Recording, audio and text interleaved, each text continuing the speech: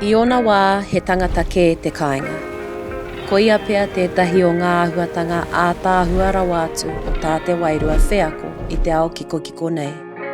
That we can find our own light reflected in another, he puna I te ao mārama.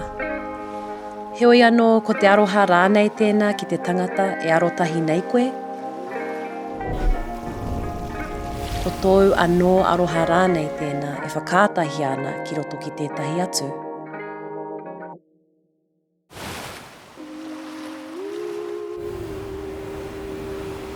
Tērā etahi wā ka kaharawa tā tātou pupuri, ka roa rawa rānei tā tātou tatari, kia hoki anō ki ngā one haumako kei roto tonu I a tātou, kia kāinga tahi I mua I tā tātou whai, ia kāinga rua I roto I te ngākau o tangata kē.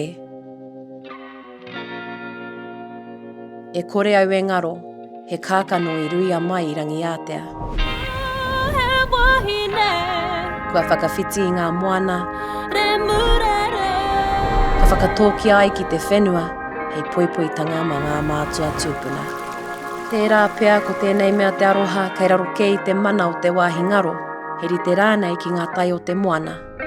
Ka timu, ka pari, kia pōkare ai ngā wai o roto, hei whakaoho pea I te mate aone, I te remurere.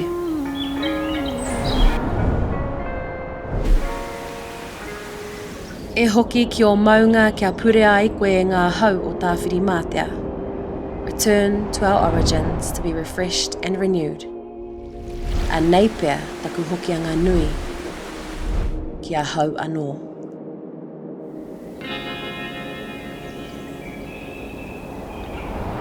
E ai ki taku whanaunga, ka rongo ana ia I tōku reo, ka whakahokia ia ki te kāinga. WAIATA as a portal. Kia kōkō huia, a rā ki te Hokianga whakapau karakia. Te nōhanga o ngā uri o ngā ti korokoro, o te paukā o ngā ti wharara, o ti rā o te whakarongotai. Where the tides sing. Ka waiata na ngā tai, ka waiata hoki a hau, and maybe my song can help you return too. Kia hoki ki tōu anō kāinga tahi, a rā, ki a koe anō. Wahine Remurere.